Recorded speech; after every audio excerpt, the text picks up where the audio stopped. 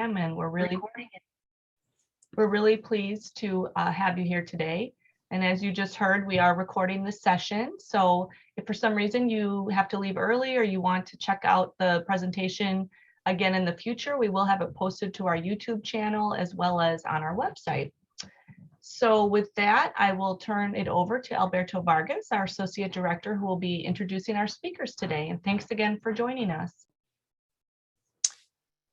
Thank you, Sarah, and welcome everyone. It's my great pleasure to introduce our speakers today. I'm going to introduce them on the order that they're going to be presenting. First, Dr. Carlos Arriaga. He's a professor, researcher at the Autonomous University of the State of Mexico. Carlos Arriaga is the former director of the Institute for Agricultural and Rural Sciences at his university. He's a member of the Sistema Nacional de Investigadores in Mexico, and he's an emeritus academic at the Mexican Veterinary Academy.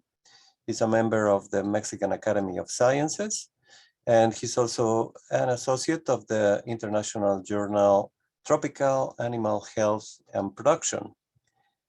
And then Professor Michel Wattiaux is a professor of dairy system management, and he's also the interim director of the Dairy Systems Management Program at the Center for Integrated Agricultural Systems at UW-Madison. Both Professor Arriaga and Professor Wattiaux have been longtime collaborators. The state of Wisconsin is very important, as we all know, in dairy science.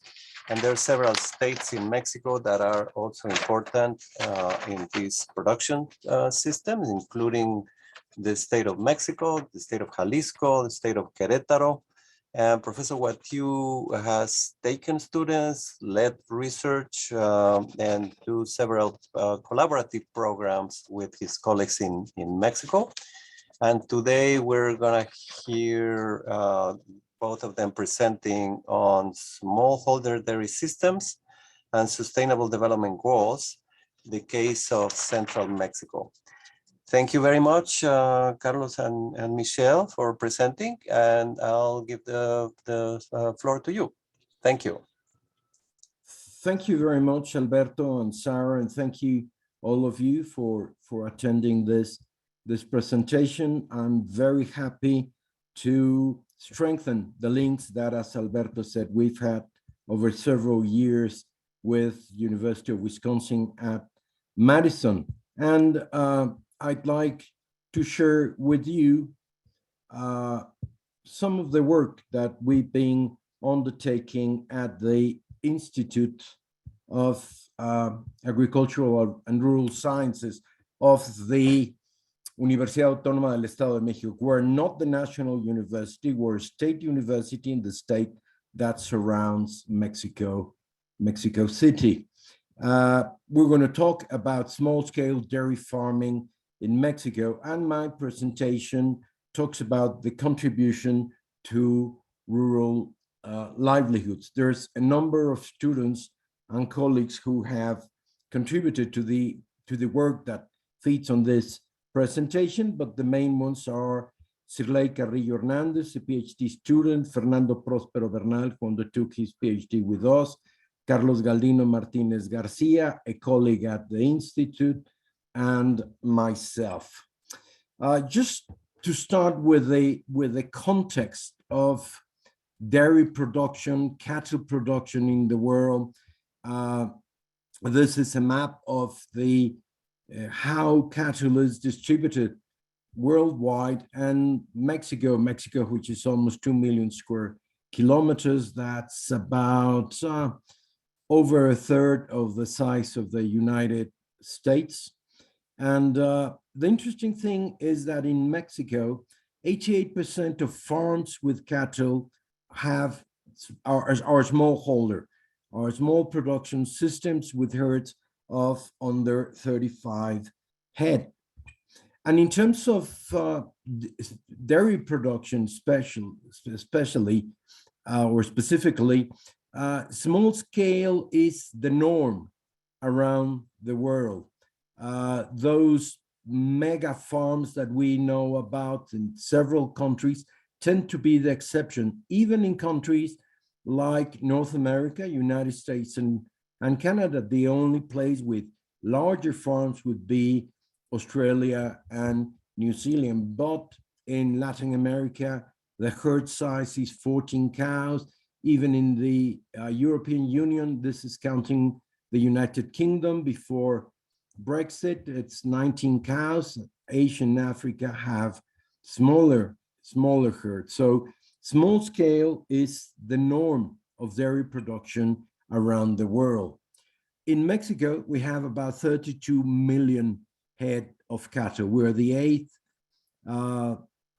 country with the largest cattle inventories in the world. And this graph on the right just says the distribution according to production objectives. Most are cows on cow-calf operations that we're going to be talking afterwards. The others are young stock, replacement heifers, fattening bulls and steers. And here's the milk production. We have about 5 million cows that are milk. Nearly 3 million cows are in dual purpose systems, which we'll be talking about it. And about 1.5, a bit more, a bit less, are specialized dairy cows, mostly of the Holstein breed, and about 1 million other cattle. This is cattle production in Mexico. Mexico is the 9th country with the most cow milk production. The largest milk producer in the world is India, but most of its milk comes from buffaloes, from river buffaloes. But in terms of cow milk, it's the 27 countries of the European Union. United States is the second largest production, then India, and China, Russia, Brazil, New Zealand, the United Kingdom now that it has severed its ties to the European Union, Mexico, and then Argentina. And in terms of beef cattle, Mexico is the 8th largest producer of beef meat, with United States being the largest producer, followed by Brazil and China. So cattle production in Mexico is very important in terms of milk. Mexico produces 2% of the world milk production.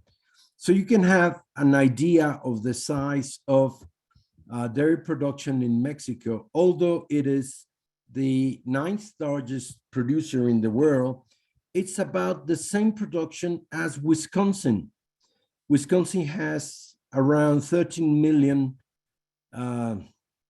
tons of milk produced every year, which would be a bit over the total production of milk in the United States, remembering that the largest producer of milk in the USA is California, followed by Wisconsin.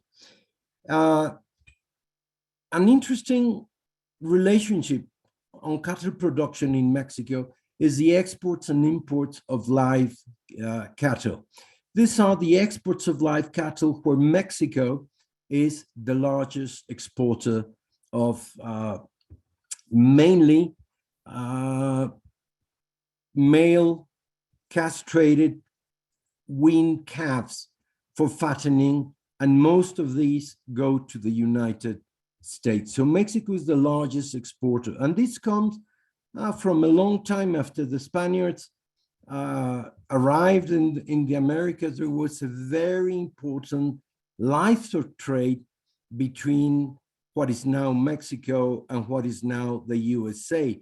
There's this famous road built by the Spanish conquistadors that was the route to Santa Fe in New Mexico, which was a very important trade route to move cattle from Mexico up north to the United States. In the 17th, 18th, and 19th century was mostly to take cattle to feed in the plains and pastures in what's now United States. Now it's wean calves to American feedlots. And here we see the importance of this trace. United States is the largest importer of live cattle, mostly weaned calves for fattening in feedlots. And we can see that Mexico supplies almost 3/4 of the number of live head of cattle that United States imports.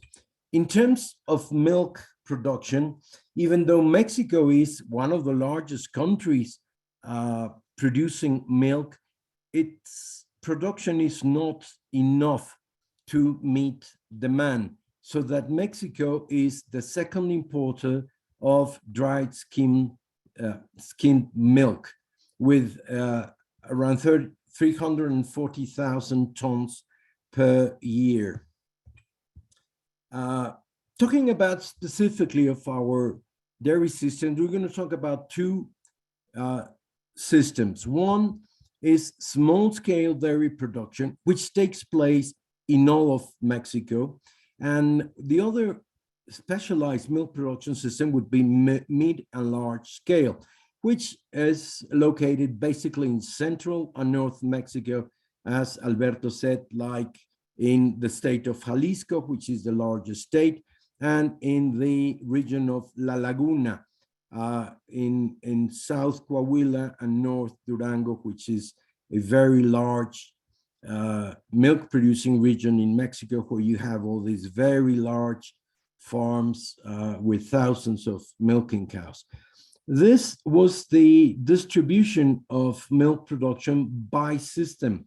And unfortunately, this distribution doesn't allow to identify the size of the operations. It's the Mexican Statistics Agency calls it like specialized milk production, semi-specialized milk production, dual purpose or tropical milk production, and what's called family dairying, which is always difficult because there are very large farms that are completely operated by family members. So it's not a clear definition, and there's no clear definition of what it's termed semi-specialized. But if we think that semi-specialized and family dairying relates to small-scale dairy farming and specialized to this mid and large scale, we can see that small-scale dairy farming produces about 30 or 35% of milk production. Our work at the Institute, at ICAR, it's mostly working on small-scale dairy systems in the temperate highlands of central Mexico. 78% of farms, of specialized dairy farms in Mexico, are small scale and contribute between 30 and 37% of national milk production. They are based on family labor. There are small farms with small herds between 3 and 35 cows, plus their replacement, that have what are termed like low or mid yields per cow, mostly of upgraded Holstein cows and their crosses with Criollo or with other breeds like Brownsies. So this is what most of the farms that produce milk in Mexico look like, and they contribute to over a third of the milk production in Mexico, based on family labor and a lot of hand labor, like hand milking. The place where we work, that we'll come back to it, traditionally it does have some irrigation, so they had cut and carry pastures to feed the cows on this dry lots and all this confinement systems.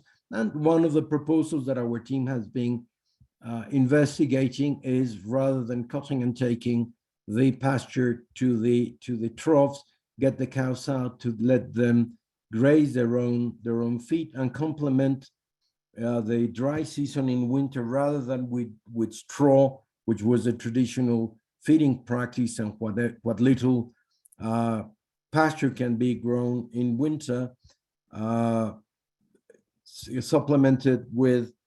complemented with maize, silage, and other silages. As I say, this system relies on family labor, providing occupation in rural areas where members of the family contribute, like Omar, this young boy who helps with the chores at the family, or Doña Asunción, who heads her dairy farm, as his family, her husband has health problems. About a tenth of small-scale dairy farms are female-headed.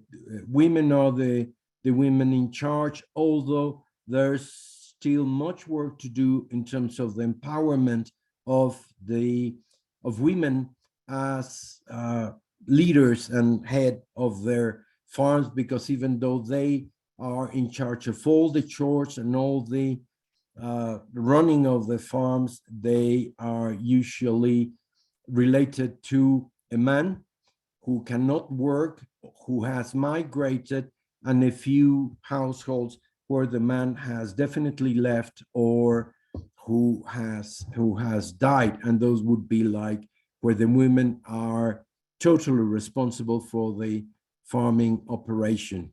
And we have evidence, and we'll talk about that later, on the contribution of dairy farming to alleviate poverty, and that they provide stability to small farming families. Farms are very, very small. This is the Toluca volcano in the valley where we are, where the car is. And this allows farmers to know how much money they'll get at the end of the week, almost like a paycheck, which not of many other farming operations enable, and that gives stability to farming families in the system. The other system of milk production, and we said there's about 2.6 million cows, are dual-purpose cattle. These systems are found everywhere in the country. There's a very interesting dual-purpose operation in what would normally be a cow-calf operation in the mountains, in the arid mountains of Sonora, who are producing like desert cheese from milking some of the cows from the cow-calf operation. But mostly dual-purpose systems are thought of as tropical. In all the lowlands, in all the warm areas from southern Sinaloa around, this is where the Tropic of Cancer crosses the Mexican territory. So it's all the Pacific coastline, the Gulf coastline from southern Tamaulipas and all the way to south of Mexico with Tabasco, Chiapas, Campeche, Yucatan, and Quintana Roo, where these systems of tropical cattle, originally Criollo breeds, then Cebu breeds were introduced into the tropical areas, given the resistance to heat and parasites. And now they are being crossed with European breeds, now that the control of ticks and other disease vectors is much more widespread.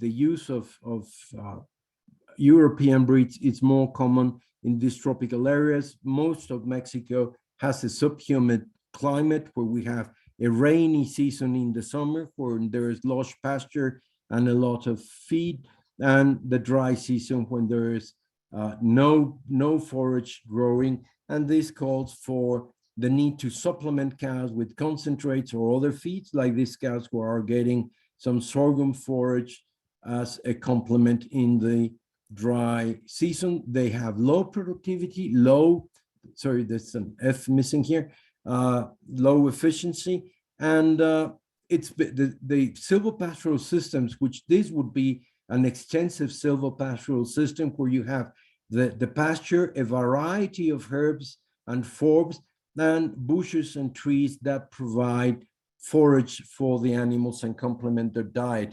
And as these are intensified, they are seen as a way to promote the productivity, the profitability, and the sustainability of these dual purpose systems. One of the areas that we've been working on is the evaluation of the sustainability of small scale and dual purpose dairy systems. And we've been applying the IDEA method. This method was developed in France as indicators on the sustainability of agricultural enterprises, of farms. The IDEA method based on indicators that has proven very useful to evaluate the sustainability of farming systems in Mexico. It was developed in France, but it has been adopted in several other countries.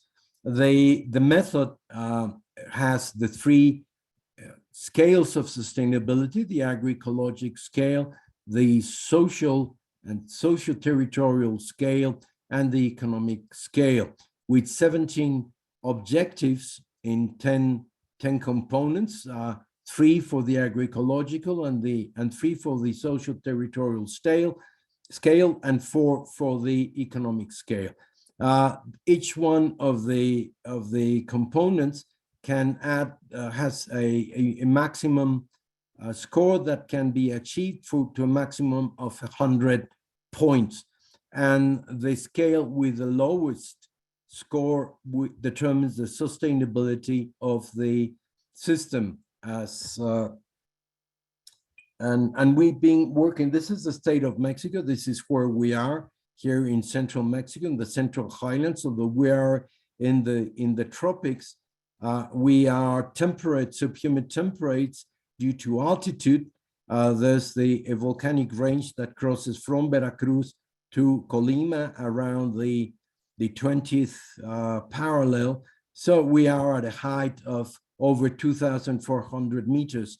And our work takes place here in Aculco. This is the state of Mexico. This is Mexico City here. So it's the state that surrounds Mexico City. And Aculco is the 7th municipality of the 125 municipalities in the state of Mexico, the 7th largest producer of milk.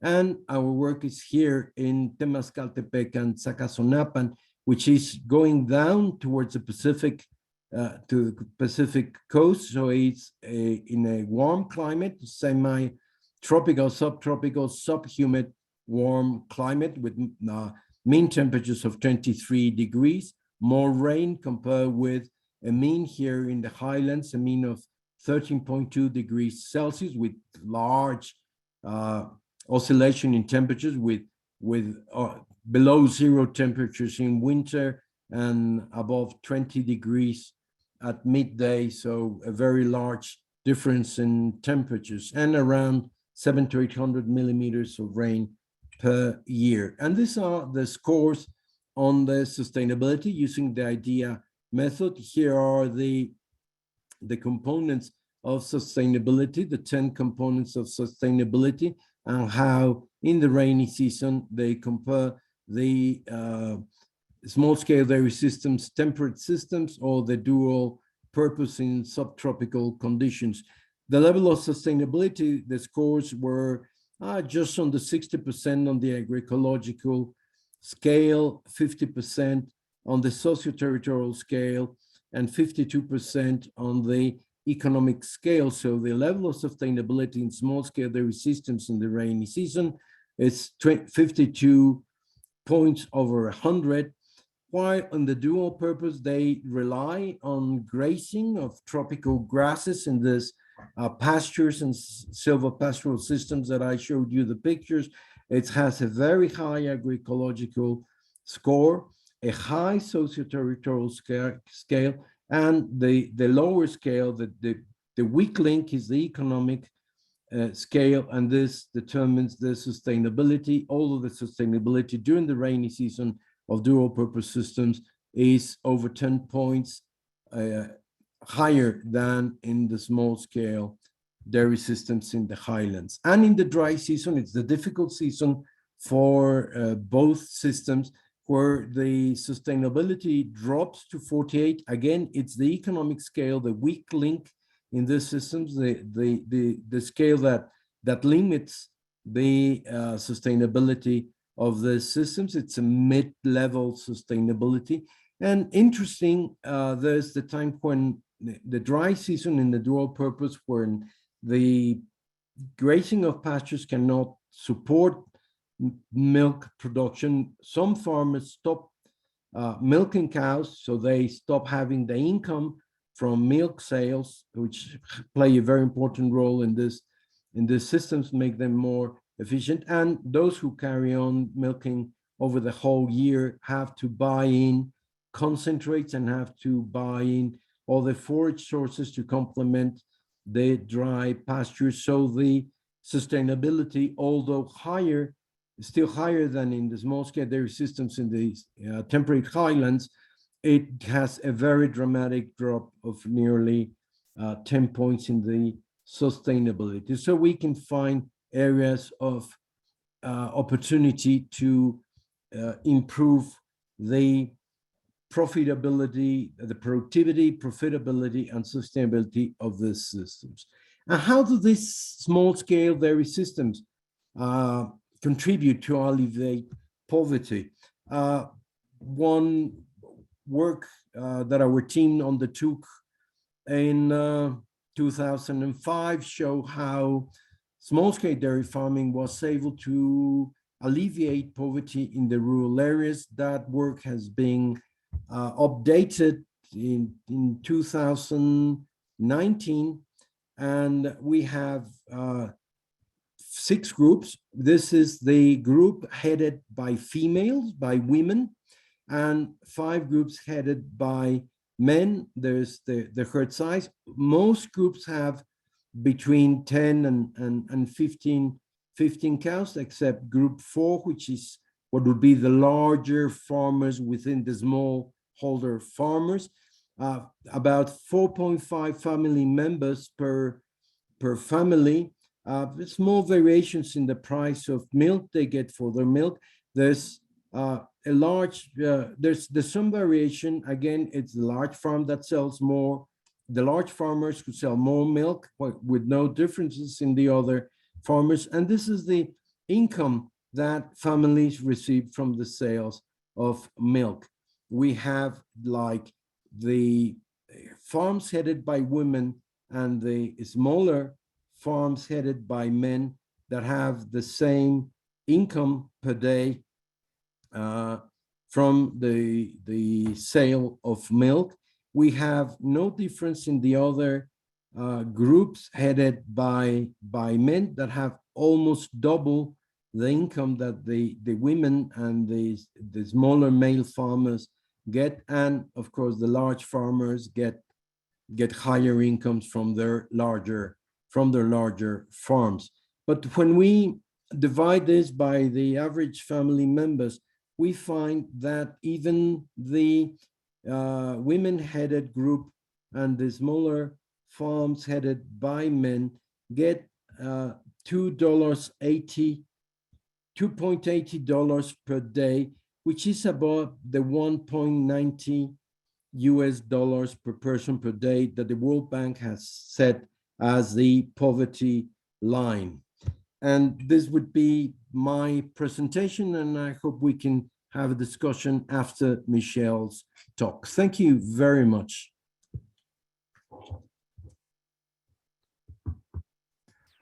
Okay, so I'm going to unmute myself. Yes, thank you, Carlos.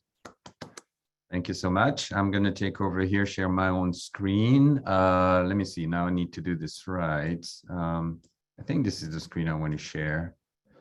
All right. Is it working all right? Can I see it? Yes. Okay.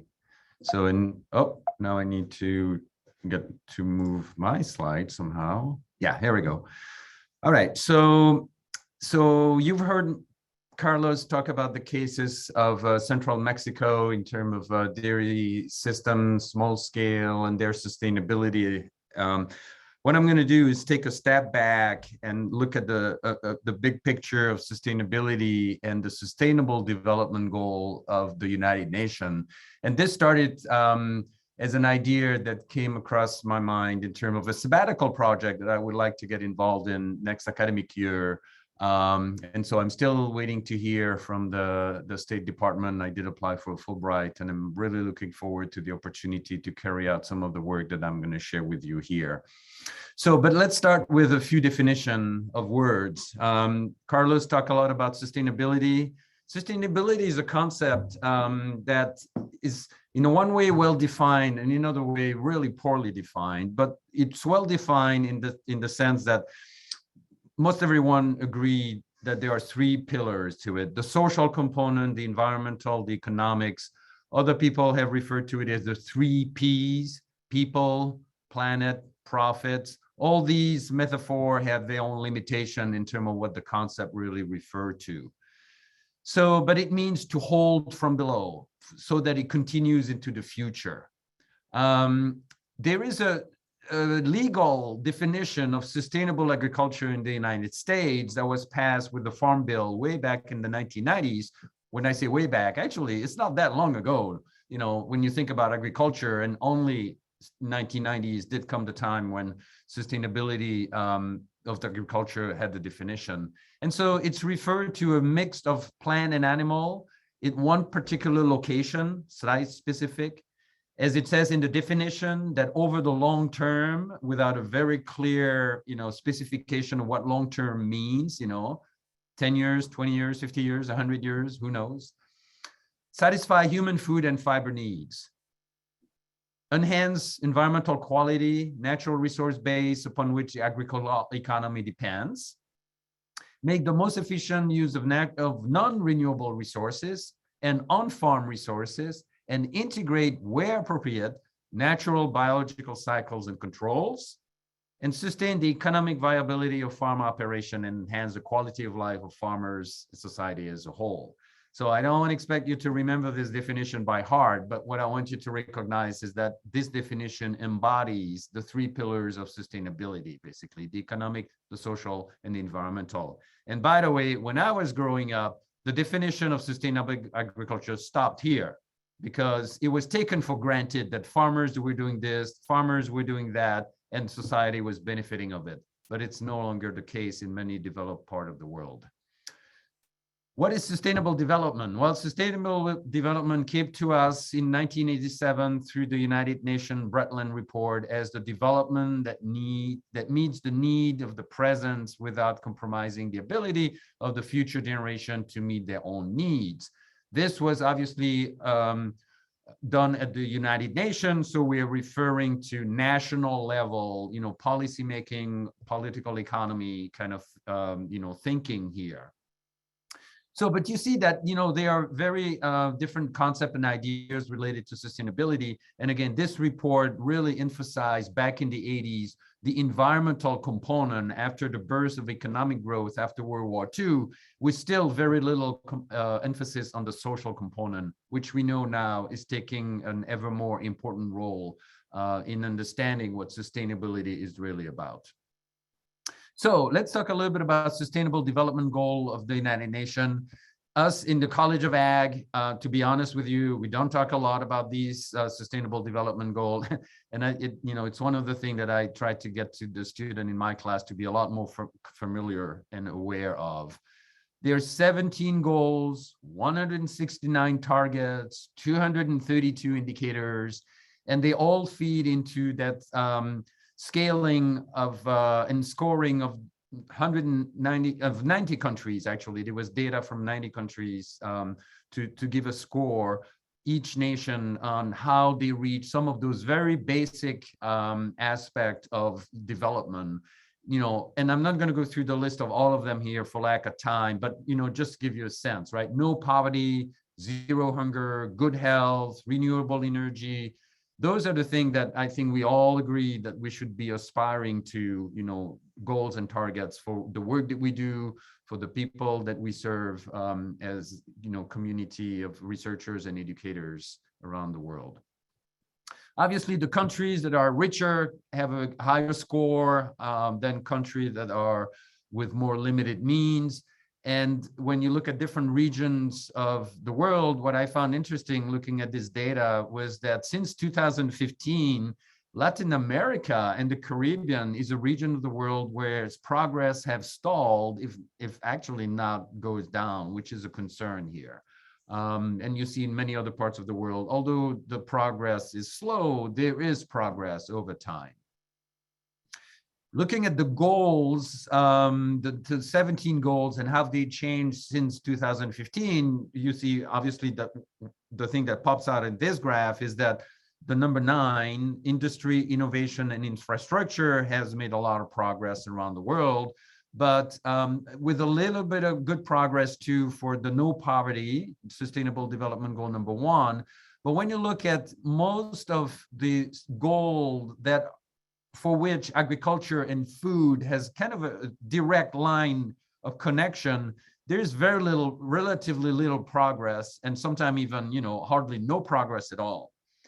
So what I'm going to focus on in the next few slides now is goal number 2, zero hunger, which is titled "End Hunger, Achieve Food Security and Improve Nutrition, and Promote Sustainable Agriculture." So sustainability of agriculture, like Carlos talked to us about, really fits squarely into zero hunger, sustainable development goal number 2. The issue is big. We have still 815 million hungry people around the world, and COVID hasn't helped for sure. On the other hand, we got 2 billion of people that instead of suffering from undernutrition are suffering from overnutrition. And we're going to have another 2 billion people between now and 2050, to feed. So the challenge for agricultural production is real. In the face of, this increased demand in front of us, we have, issues related to soil degradation of the land, biodiversity, huge issue with reduction of biodiversity. And climate change is going to make agricultural production more difficult. And then, as recognized by the United Nations, smallholder farming are getting a harder time economically to make a living, to maintain their livelihood, as Carlos just mentioned in his presentation. Barely so. However, there is hope. If done correctly, agriculture, forestry, and fisheries can provide nutritious food for all being inclusive here, generate decent income for farmers, but also processors, distributors, for whole chain of food systems here, and support economic development in rural part of the world instead of having high level of concentration of population in urban areas, as is the case already in many parts of Latin America, as you know. I'm not going to go through this slide, but only the detail of this slide, only to tell you again that this is Sustainable Development Goal number 2 that has 5 goals, 3 targets, 13 indicators. What I want to focus on are these 2 aspects of sustainability of the agricultural system. One of the goals is to doubling the agricultural productivity of small-scale farmers around the world, and number 2.4, to ensure that agricultural production systems are resilient and sustainable by 2030. When you look at the data that's available for indicator 2.3.1, which has to do with productivity of agricultural workers around the world, you see that there are huge variation going from 0 subsistence farming to $90,000 worth of food production per worker. And you see in the world map here how variable that value is. And obviously, as you can tell, just a few countries have high values. So there's a lot of room for improvement, possibilities of improvement, and doubling the productivity of small-scale farmers around the world. The data for the income of small-scale farmers around the world is actually very, very scarce. There's very little data, but you see again here, some of the reported values nationally are actually negative values for small-scale income. Canada, surprisingly, have recognized probably that the indigenous population are losing money at producing on small-scale farming systems. And in the case of Mexico, The small scale income on average is about $5,000 per small scale farm. So agriculture, we need to increase productivity, provide opportunities for employment. We need to protect the natural resources of the farms. We need to improve the livelihood of the smallholder farming community, increase the resilience of people, communities, and the natural ecosystems that's part of livelihood for all of us, actually. And we need to question the governance system that has existed for too long, where the privileged one, the one who have the power, make the decision at the expense of those who don't have the power to make decisions. So there's a lot of sub-indicators that we are hoping to work on in the future for this sabbatical that I'm going to be discussing now. But before I discuss the idea of the sabbatical, I want to give you a scale of really the increased demand in animal product around the world in the years to come. And what this slide is trying to show is that whether you are, whether you're a poor country, a poor family, or a poor country, once you get income and get into the lower middle class, you're going to increase your caloric intake. So you're going to eat more calories per day, better nutrition, and you're going to diversify what you eat. And one of the first things that people are going to do when they step out of poverty and they have disposable income is to add animal product to their diet. Here's the example of meat consumption, but it can start with just eating eggs, getting milk, getting ice cream once in a while for the kids in the family. But you see that relationship in terms of income, the very tight relationship between income here at the country level here for GDP, but it also applies at the household level and the consumption of animal source food. Around the world, two exceptions, India, keep flipping back and forth here. India and China are two exceptions here, but we don't have time to talk about it. Dairy sector around the world, there are some parts that are very saturated, very advanced dairy industry that actually are overproducing and are looking for export market. But then in most of the tropical part of the world, including part of Mexico, we have great opportunity here because of the great demand for animal product and dairy, as Carlos pointed out, to use the sector to contribute to rural economic development, hunger reduction, poverty alleviation, human well-being, and contribute to other sustainable development goals. So the question really in front of us is, how do we create a more equitable and sustainable global dairy sectors that fosters inclusive economic growth? Carlos talked about women, part of the system here, that, for the developing part of the world. The answer to that question is very complex, depends on many factors. I listed a few of them here: productive potential of the region, economic conditions, the environmental situation, climate, land, precipitation, and so forth. And then the social, historical, and political environment are going to be drivers of this development in the years to come. So I pointed out that dairy can contribute to no poverty, zero hunger, good health, economic opportunities. It can contribute to more sustainable development goal. It can contribute to climate change in a negative way, but also in a positive way, especially if you can do biodigestion of manure and produce methane, a renewable source of energy, but also an important greenhouse gases. Biodiversity, has been in questions related to agricultural practices, but if done correctly, agriculture can contribute to biodiversity. Same thing for water quality. Agriculture has been, pointed as a source of water pollution, but if done correctly, agriculture can also contribute to ecosystem services that provide high quality water for large population. The last example is to build on Carlos's example. Again, it was the gender equity and the reducing inequality aspect of sustainable development goal. There are a lot of opportunity for the dairy sector to contribute to those goals. So what do I want to do in this sabbatical project? There are tools that have been released by the World Food and Agricultural Organization, the FAO, to do some sort of holistic assessment, not just of the farm, but of the system in and of itself. There's been a protocol put in place. And what I want to point out here is that the criteria, the indicators that are being used are a series of 10 elements that are referred to as the 10 elements of agroecology. 5 of them are related to improving the system as we know it, including, resilience, make the system more resilient, build on synergies, make the system more efficient, recycling things, less wasting, increase diversity of the system. All this is really good to improve the system as we know it. But those elements also include another 5 factors that are really about transforming the systems. And that is more in the social dimension of the food system here, because we look at human and social values. Food is tradition, food is culture.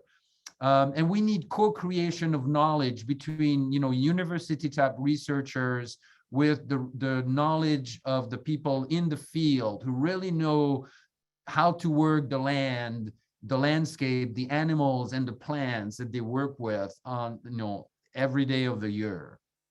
So there is hope to really go forward and do this assessment in a very holistic way of those different systems. So my plan for the sabbatical is awarded is to spend my fall 2022 in Mexico. That would be in Mexico in the fall. And we'd look at the tropical systems and highland systems and try to apply this assessment tool to characterize those systems along make as many connections with the sustainable development goal as we can. And then go to Canada and do a similar work with organic system and conventional system in Canada. And then final thoughts, just as a summary of what I tried to share with you today. 3 pillars of sustainability, they are oftentimes looked at separate, but the reality is that they're really interconnected.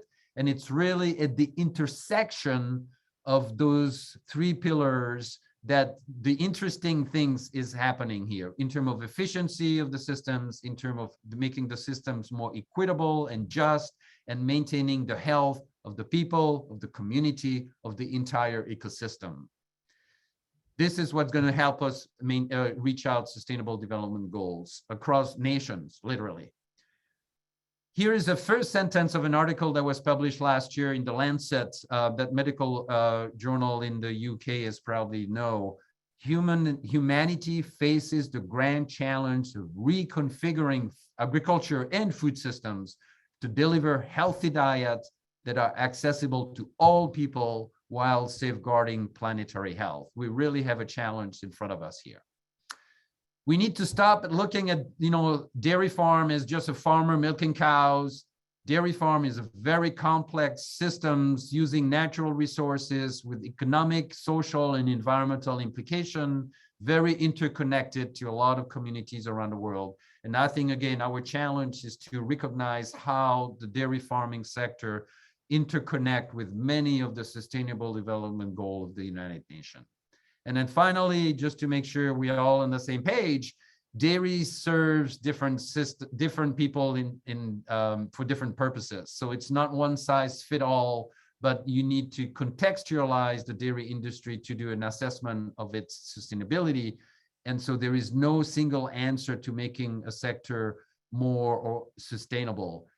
Sustainability is something that is never going to be achieved. It's always going to be something that we are striving for. So our goal is to make the systems more sustainable, rather than thinking that one day we will be sustainable. So, and having said that, I hope I haven't taken too much of the time and that we still have some time for discussion. Thank you for your attention. Thank you very much, Michel and Carlos, for your comprehensive presentation. That was really great. If you want to put your question on the chat or just raise your hand and unmute your phone, your mic. We have one question by Kata. Yes, so thank you so much. This was really very, very exciting lecture. I loved the discussion of sustainability.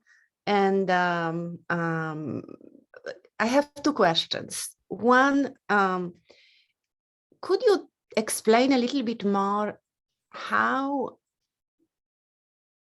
through what transformations dairy industry can be friendly to mitigation of the climate change, because you did touch upon that issue, but most of us, we think that, you know, the first thing that you can do to contribute to mitigation of climate change is not consume animal products, because they contribute to climate change more than anything else.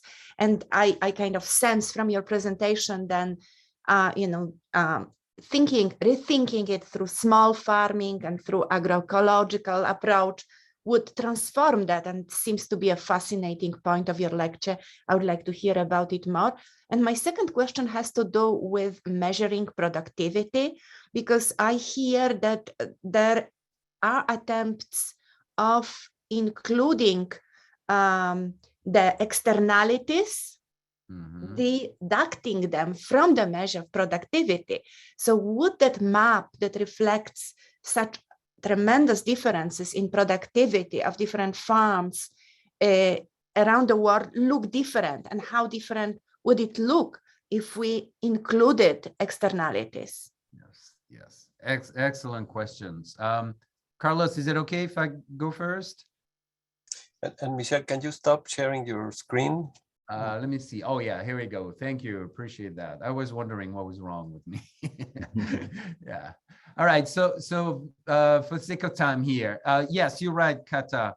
The livestock, and again, you need to differentiate dairy from beef. Number one, there is a big difference in terms of greenhouse gas emission.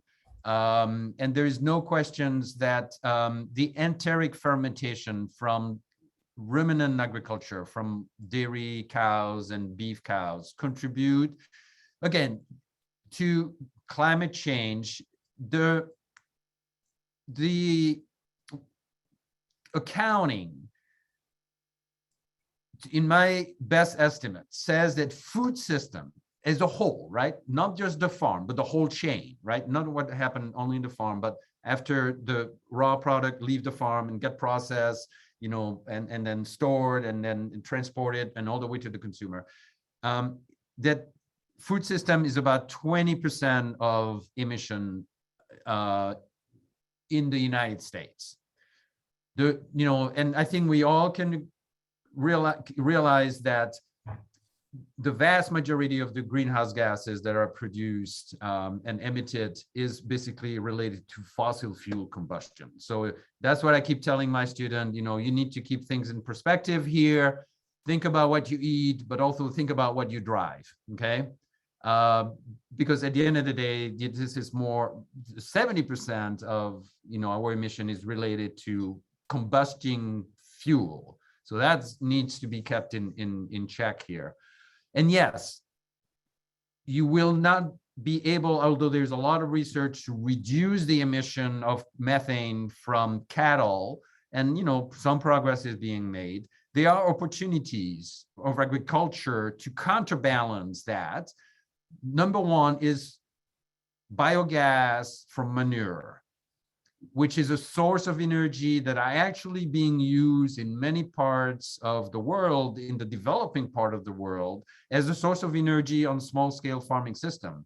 I was in Costa Rica in 2014 for a sabbatical stay, and all farmers, that have 5 cows or, between 5 and 10 cows had a, biodigesters producing energy, for the household, which basically spare them from using energy from the grid, right? Which spare the energy emission that is produced by the power plant. So, those interconnection needs to be kept in mind as well. So biodigestion is one. Number two is all the work that's being done now in the agricultural field, specifically by soil scientists and agronomists, to look at how we can sequester the carbon in the soil and also in the biomass above the ground. And Carlos talked a little bit about silvopasture system.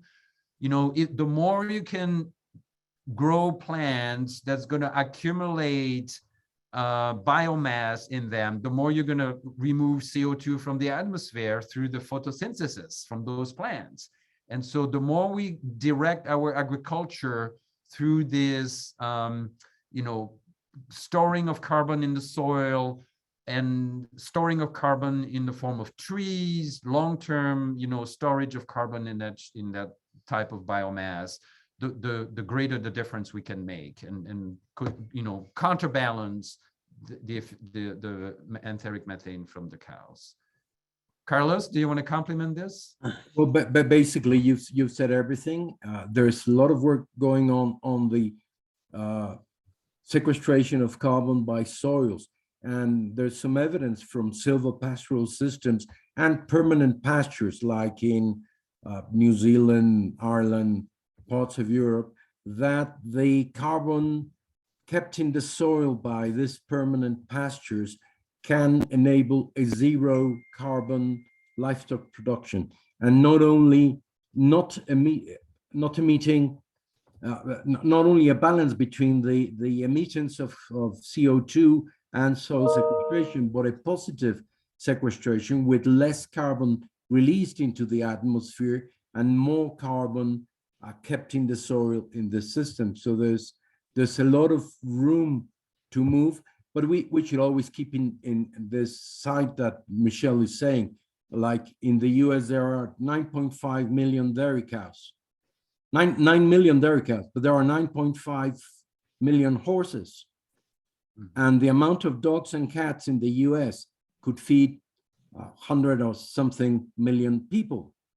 But we don't worry too much about that. We tend to focus like on the one enemy, cow.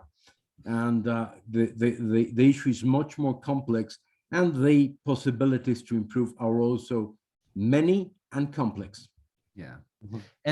And I know we are very short in time, but to address very quickly your second question, Kata, you're right. If we were to include externalities, that map will look very differently. No question about this. And this is where my big picture answer to that question is, we are in the United States have benefited from about 150 years of the land grant university systems that have formed scientists to be reductionist scientists, very disciplined scientists. And now, all of a sudden, in the last 20, 25 years or so, we are just turning the whole thing around and said, instead of getting deeper in your silo, guys, you need to turn around and look at the big picture. The tools that we have to do those assessments are still very rudimentary and very biased, no question about that. And we need to keep working in this bigger picture of holistic assessment, inclusive of the three-dimension environmental, social, and economic cost of what we do. No question about that. Thank you. That's fascinating. And thank you, Carlos. Yeah. Thank you very much to both of you. It was a great presentation. Unfortunately, we're run out of time. I'm just going to make a quick pitch here to a book that is being just published this year. The title is Milked, Dairy Farms and the Mexican Workers at the Heart of the American Crisis. This is a book that was just published by Ruth Conniff, one of our honorary fellows here in LASIS. We're going to have her in the fall giving a talk about this, and I hope you too can join us for the discussion.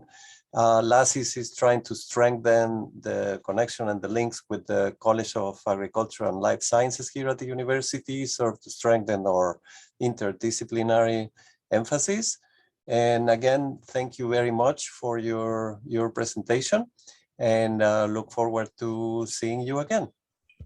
Thank you so much. Thanks. All right. Thank you. Thanks. Great being with you. Bye. Thank you, Bye-bye. Carlos. All right. Bye-bye.